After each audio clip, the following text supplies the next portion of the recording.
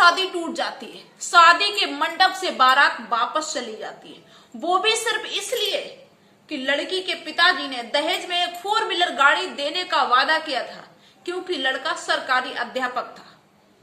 दोस्तों क्या होता है कि एक आकस्मिक परेशानी के चलते उसके पिताजी ने गाड़ी नहीं खरीद पाई। दोस्तों लड़की के पिताजी लड़की के ससुराल वालों के सामने हाथ जोड़ते हैं, गिड़गिड़ाते हैं, विनती करते हैं कि बस मुझे थोड़े दिन की मोहलत दे दो, अगर ये समस्या ना आई होती तो मैंने जो कहा वो पूरा करते, इस समस्या के चलते हम नहीं ले पाए, बस थोड़ा सा टाइम दे दो।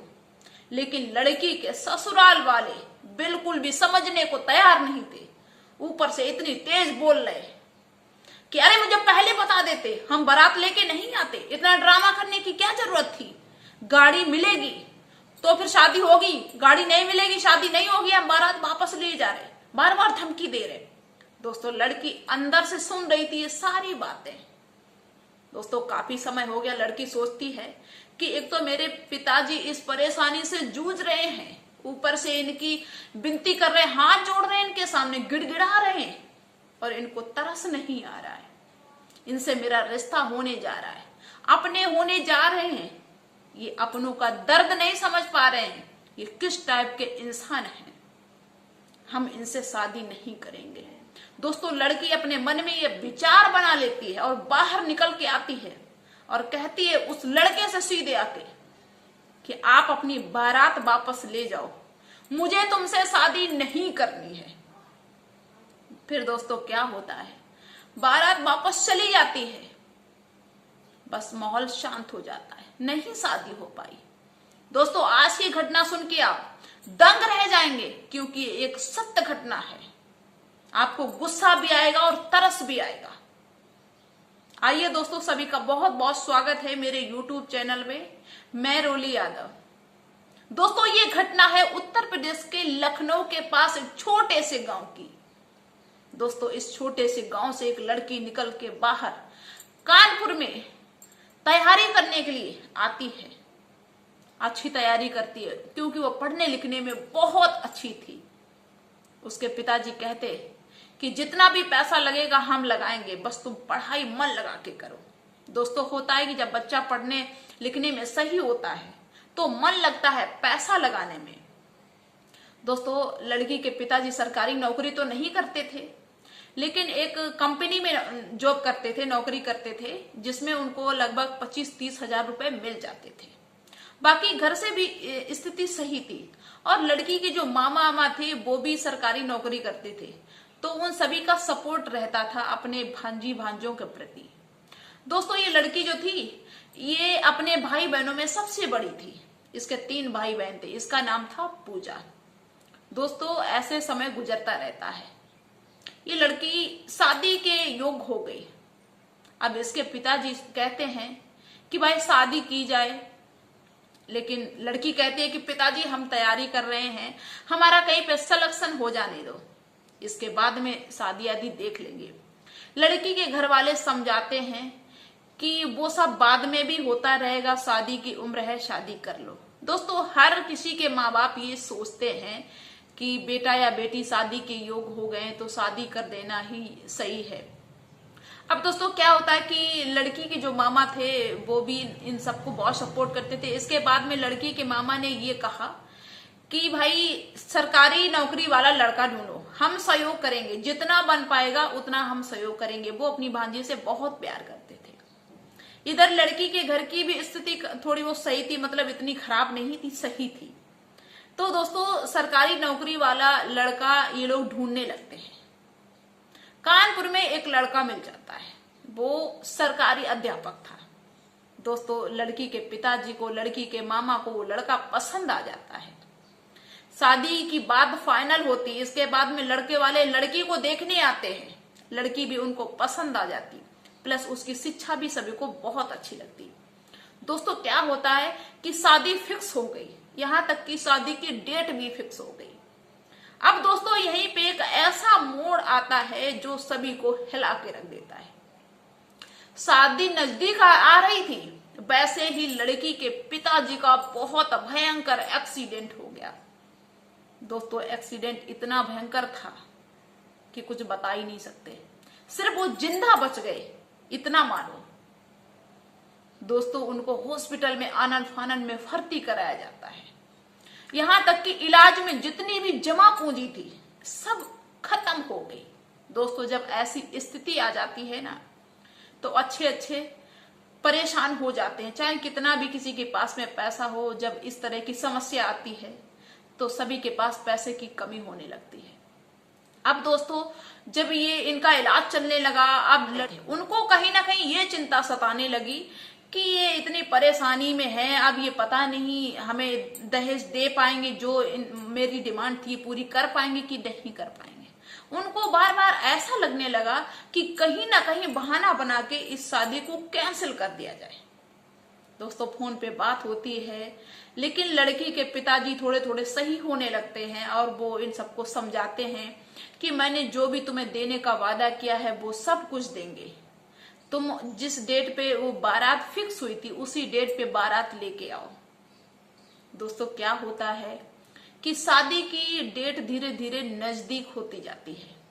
लड़की के पिताजी ने, घर में तो कुछ बचा नहीं था, बाकी जो रिश्तेदार थे, खास लोग, मामा वगैरह जो लड़की के थे, उन्होंने जो भी दिया उससे उनका कुछ दहेज पहुंचा दिया, जो भी उनको देना था।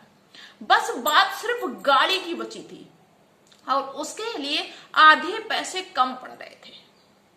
लड़की के ससुराल वाले कहते हैं कि मुझे गाड़ी चाहिए, शादी तभी होगी। तो लड़की के पिताजी ने उन सबको आश्वासन दिया कि तुम बारात लेके आओ, हम कोशिश कर रहे हैं, अगर हो जाएगी तो गाड़ी तुमको दरवाजे पे ही खड़ी मिलेगी। दोस्तों, क्या होता है इस समय कि लड़की के पिताजी, जो साले वगैरह थे, उन लोगों ने तो सहयोग कर दिया था, बाकी जो और रिश्तेदार थे उनसे उम्मीद लगाई, उनसे पैसा मांगा। लेकिन दोस्तों, कहते हैं कि जब इंसान का बुरा वक्त आता है तो जिससे उम्मीद होती है वही उम्मीद तोड़ता है, वही धोखा देता है। दोस्तों, सबने मना कर दिया, क्योंकि इंसान पैसा तभी देता है जब उसको ऐसा लगे कि हाँ, ये मुझे पैसा दे सकता है। जब किसी को ये लगने लगे कि ये देगा कहां से, ये खुद परेशान है, तो दोस्तों अच्छे अच्छे मुकर जाते हैं। दोस्तों, किसी ने लड़की के पिताजी को पैसा नहीं दी, मजबूर हैं, टेंशन है, चिंता है। दोस्तों, बारात जिस दिन आनी थी वो दिन भी आ गया, शादी वाला दिन भी आ गया। बारात दरवाजे पे पहुंच जाती है, जयमाल सिस्टम होता है। के बाद जो लड़के के भाई थे प्लस वो लड़का, ये सब मिलके कहते हैं कि भाई गाड़ी कहाँ पे है, शादी आगे तभी बढ़ेगी, कार्यक्रम आगे तभी बढ़ेगा, जब गाड़ी दिखाओ, गाड़ी है कहाँ, गाड़ी हमें दिखेगी तब कार्यक्रम आगे बढ़ेगा। दोस्तों, समस्या खड़ी हो गई। अब लड़की के पिताजी अपनी सारी परेशानी बताते हैं कि मैंने बहुत कोशिश की, जिन लोगों से मुझे उम्मीद थी उन लोगों ने मेरी उम्मीद को तोड़ दिया, धोखा दे दिया, पैसे का अरेंज नहीं हो पाया, कुछ पैसे कम पड़ रहे हैं, तुम बस हमें थोड़े दिन की मोहलत दे दो, बस थोड़े दिन में तुम्हारे दरवाजे पे गाड़ी पहुंच जाएगी। दोस्तों, विनती करते हैं, लेकिन लड़का नहीं सुन रहा है, ना लड़की का भाई सुन रहा है, दुनिया भर की बातें और कर रहे, मुझे पहले बता देते, हम बारात लेके नहीं आते। दोस्तों, यही सब होता रहता है घंटों तक। बात सुलझती जब नहीं दिखाई दी तो लड़की अंदर से बाहर आती है और लड़के से कहती है कि तुम अपनी बारात वापस ले जाओ, मुझे तुमसे शादी नहीं करनी। क्योंकि लड़की को कहीं ना कहीं ये लग रहा था कि ये अपने होने जा रहे हैं, ये कैसे इंसान है, इनको खूब पता है कि मेरे पिताजी इस परेशानी से गुजर रहे हैं, लेकिन इनको लालच के चलते, दहेज की वजह से ये इंसान की कदर नहीं कर पा रहे, इंसान को नहीं समझ पा रहे। दोस्तों, लड़की बारात को वापस कर देती है। इसके बाद में लड़की के पिताजी कहते हैं कि बेटी ये क्या किया, हम जैसे तैसे उनको मना लेते। लड़की कहती है कि नहीं पिताजी, हम आपकी और बदनामी नहीं देख सकते हैं। दोस्तों, क्या होता है कि 5-6 महीने का टाइम बीतता है। होता है क्या कि लड़की अच्छी खासी पढ़ाई तो कर रही थी, फॉर्म भी अप्लाई किया करती थी और अच्छे पोस्ट के लिए। दोस्तों, क्या होता है कि कुदरत की ऐसी मेहरबानी, 6 महीने के बाद लड़की का एसडीएम के पद पर सिलेक्शन हो जाता है। अब तो पूरे घर का माहौल ही चेंज हो गया। ऐसा लगता है कि भगवान ने बहुत बड़ी मेहरबानी कर दी। और लड़की के जो पिताजी थे वो भी धीरे धीरे ठीक होते चले गए। बारात के टाइम पे तो इतने सही नहीं थे, लेकिन अब वो भी ठीक होते चले जा रहे हैं। घर में हंसी खुशी का माहौल हो जाता है। दोस्तों क्या होता है, लड़की ने अपनी पोस्टिंग कानपुर में करवा ली। और दोस्तों एक सहयोग की बात देखो कि एक दिन लड़की को एक स्कूल में चेकिंग के लिए जाना था। दोस्तों सहयोग देखो कि लड़की उसी स्कूल में गई, पहले से कुछ भी नहीं पता था। अचानक ऐसा हुआ कि जिस स्कूल में लड़की गई वो लड़का जो बारात वापस लेके चला गया था वो उसी में कार्यरत था। जब उसने इस एसडीएम लड़की को देखा तो थोड़ी देर के लिए उसको विश्वास ही नहीं हुआ। उसको ऐसा लगा कि हमें लगता है कि उस लड़की का कोई हमशक्ल है, क्योंकि दोस्तों जब इस तरह की कोई घटना हो जाती है तो जल्दी में भरोसा नहीं होता है। दोस्तों वो लड़का पूछता है, लड़की भी पहचान जाती है। लड़की बताती है सारी कहानी कि हाँ हम वही हैं जिससे तुमने शादी तोड़ दी थी। अब तो उस लड़के के मुंह से आवाज नहीं निकल रही, लेकिन लड़की ज्यादा समय वेस्ट ना करते हुए कहती है कि रजिस्टर लाओ रजिस्टर।